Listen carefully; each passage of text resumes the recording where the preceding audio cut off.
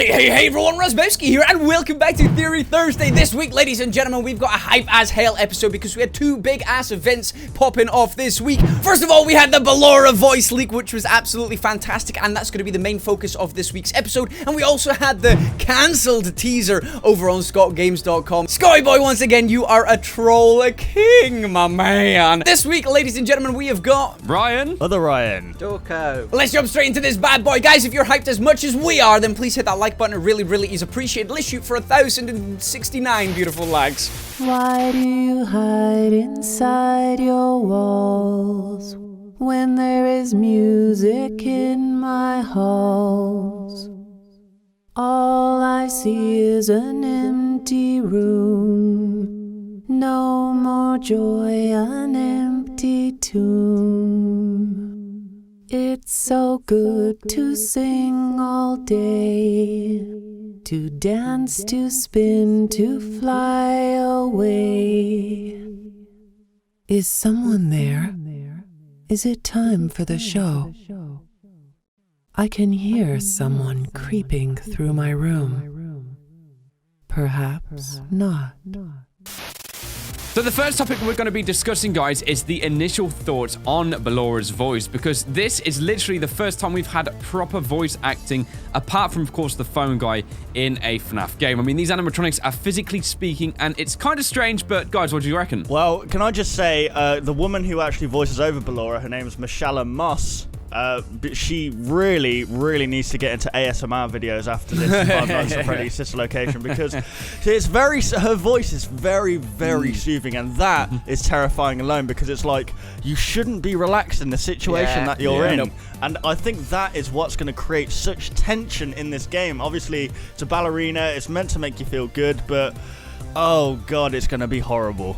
It is gonna be. It's the type of voice that has so much power over it without screaming or shouting. Like, you've all heard my videos. I shout and scream. That's how I get my power. But there is, like, it's so calm. I think that's the main thing here. The voice is going to be so calm. It's got control about it. And if you look in detail of each line by line, which I'm sure we're going to go to in a second, it gives you a nice picture. It even gives her character and personality all within these few lines that we have got already. There's so much to talk about, but it's going to be creepy as hell. Imagine sitting there in the office and you can hear this just echoing around the place, because if it's going to be a large, quiet, abandoned factory, this is going to echo and it's going to sound incredible. A voice is kind of like hypnotizing to me. Like Ryan said, it's really soothing and it fits the character well, which makes me even more excited for the other voice actors for the other animatronics, what personality traits they will what they will have, because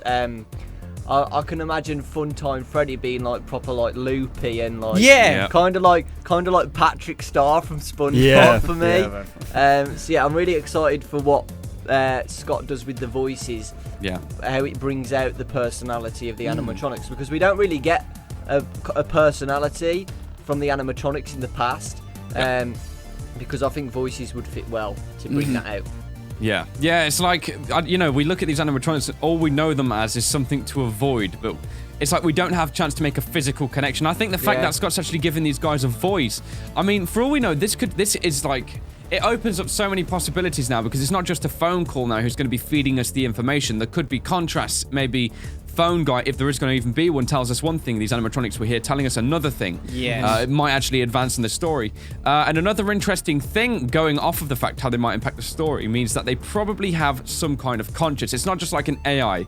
Like, when you listen to the way this kind of thing speaks and what it says, it's very like a rhythmic, poetic, flowing thing. But then at the end, you have this thing where it's like, it kind of breaks. It's like, is someone there? Meaning it's aware of the now itself. And also everything around it, and the fact that there's going to be other people walking around this place. So whether this is a soul, whether it's an AI, we don't really know yet, so it's a bit hard to judge. But it's just interesting to know these guys have more of a physical conscious rather than just like servers knowing to walk around and things like that. Just going off your point there, Ryan, how you were talking about how they might have a conscience there. It's 2 points, actually. Just come up with another one. Well, the first one is we've never heard from the animatronics, have we? We've always heard from the phone guy or from visuals through the purple man what happens going on there. We've never seen, apart from the lines in the trailer, you don't know what we've been through. We've already discussed this, and it's going to be great when we hear the other animatronics because we're going to get so much more of a story. It's always been fairly one-sided so far, hasn't it? We've never heard from the victims or the murdered children or what these animatronics are. So we're going to discover their pain, how they got into this situation, what's happened since then. They might even be able to tell us exactly how they were brought back to life and what they've been doing since. If they've just been trapped in a factory for all these years, think how bored you would be. You'd be going insane. And this might be reflected in each one of their personalities. We've already seen we've got these lines for Ballora. She sounds very graceful, poetic, as you would imagine a ballerina to be, but take that into contrast with what we suspect to be Ennard, who is torn apart. He looks a little bit more crazy, so we can perhaps see that in his animations and voice. Maybe he's a little bit more jittery, and his words are more broken up and maybe more dark and distorted. And the second point is, if I remember correctly, in one of the phone calls, forgive me, it was probably Five Nights at Freddy's 3, because we got more background information on them, but maybe it wasn't. But there was calls to do with the animatronics. When they heard noise, they would go towards someone, wouldn't they? Yes. Whenever they heard noise, the animatronics would go over across to the children. I don't know if this was in the original Fredbear's Diner or if it was somewhere else. I really can't remember where it was. But they would hear the noise and they would go to that spot because they would assume that there was people there to entertain or to serve or what have you. So maybe when she's hearing somebody, maybe that's about to set off a cue for her to go and do another performance action or a set action that her programming has dictated her to do. It's just the way she says it. It sounds more like consciousness to me, but I thought we'd add that bad boy in there. I like the point what Raz said about the one-sided story, because that's true. We only hear from Phone Guy things what can be complete bull crap. Exactly. Because the Hyde stuff, they clean carpets and stuff to get rid of any murders or evidence, and they're really like, it could just be all lies. So I like the fact that if we do get a phone guy or something, he might say stuff like, oh, you're going to be fine, blah, blah, blah. This is a safe place. But then you hear from the animatronics, no, it's not. This is why. Phone guy's a liar. This is why, blah, blah, blah. Do you know what I mean? Another thing I'm just going to throw in there, which might have some relevance or might not, just to get you guys thinking as well, is, do you remember in FNAF 1 we used to hear that random song that sounded what everyone said was from a circus? Yeah. Just going to say that. I'm not going to say anything else. I wonder what that means. We don't really know. That might need some further research, but... That's interesting. We talked about this before, didn't we? How from old locations there's some circus-inspired things. Yep, because they used the old bits and pieces from the old establishments to furnish the new establishments. Well, they used the animatronics for one, so why wouldn't they use the carousel that we see in Five Nights at Freddy's 2 again? Exactly, So we've kind of already touched on this, but we're going to be discussing how the voices of these new animatronics are going to affect the gameplay. We kind of touched on how we're going to get more of the backstory with the animatronics. It's not just going to be a one-sided affair anymore, but how will this affect us when we're actually playing the game? No story, just playing the game. What do you think, boys? I definitely think it will make it more creepy. If you remember in Five Nights at Freddy's 1, when Freddy just laughed when he moved, that was scary. That was already scary, and it made it more tense. So I think, like, wouldn't it be awesome, like, if you're just roaming around the office or around the location and you hear it distantly, right? You hear someone speaking really afar, but then suddenly it gets really close, maybe like an ear whisper. Oh, how scary would that be? Like, and you just turn around and it's there and it jump scares you or something. That reminds me of the flipping 3D barber shop that used to go around. That would be amazing if he actually used 3D sounds to go. Oh my goodness! But like, I was just thinking, like, if the jump scares will have dialogue as well in them, rather than just screaming at you, maybe they'll scream something at you, like Rides with Strangers with, like, you dirty heretic. I don't know, but I don't know, just screaming something at you really random. That would be pretty cool. Well, you got to think actually, like, because in FNAF 4 he did the running thing that used 3D sound, didn't it? Because we'd know which way Fredbear was coming from. But I think what's interesting for me in this one is the fact that this big block of text is like nearly a minute long of spoken dialogue. It's unlike the other sound effects in the other game files where they're like 4 or 5 seconds long. So 48 seconds. It feels like This leads up to maybe a cutscene, so this might mean that we might have cutscenes between each of the nights. Yes, please. The other thing that me and other Ryan actually touched on in our video, where we analysed this before, was we said it might be a case if we go back down in the elevator every night, and this is when we hear this. Yeah. So that acts as like a cutscene. So rather than every time we die, we have to hit the same phone call again. It might be a one-time cutscene, then we can just click continue, get straight back into the night, and get surviving rather than having to listen to a phone call or something like that again. Okay, yeah, that's interesting. And it could also be, if Scott wanted to add in replayability, he could just add in a different log or a different animatronic making noise before every night or after every night or wherever this cutscene will actually take place. So we get more story. Like, we had to die so many times in Five Nights at Freddy's 2 to get each of the different death minigames, which actually helped us piece together more of the story than any other game had. And that was dying, which was a great touch. It gave us a bonus for dying. So it might work the same way there, but overall gameplay, it's going to be creepy as hell. As you said before, we heard the clunking of animatronics moving, or Foxy running down the hall, or clanking of the vents. But what's scarier than that? Something you can actually interact with. Humans are dangerously scary, but add in the fact that we've got like animatronics which are more powerful than humans, that potentially have some sort of sentience because they have got the souls trapped inside them. So they're these big powerful beasts that we have no defense against except just to hide. So hearing them crawling along the vent, or their voice echoing along the vent, or it depends, maybe you're moving from location to location every night, so it's slightly different. We've seen so many rooms, we don't know if we actually have access to them every single night, or maybe as the nights go on, you've got one room, second night you've got 2 rooms, third night you've got 3 rooms, and we do hear Ballora in the 3rd night, for instance, and we are now able to walk about where she is. If we're able to run from one side of the room to the other side of the room, do it at the wrong time, because she can obviously hear us, which is a point. She doesn't say anything about seeing. She can hear us because her eyes are closed. If we do it at the wrong time, then she's going to get us. If we somehow manage to hide halfway or something, and then she's like, what was that noise? Metal Gear Solid style. And then you hide, and we can get past her safely. I think with this, maybe it's given us some kind of mechanics for her, that she's going to be sound-based. And getting back to Five Nights at Freddy's 4, we had footsteps when we moved from one side of the room to the other, so I think we might be able to click on certain points of Ballora's room, and if we make a noise, then she's going to get us. We already know that each animatronic has their set mechanics. So hers sounds to me like it's going to be I was going to say orally based, but that's just spreading R34 right there. It's ear based. It's hearing based. One quick point as well. Like you said about randomized clips of voices, there could be Easter egg voices as well. Exactly what I was going to say. Rare because chances of getting a clip about something what we need to know.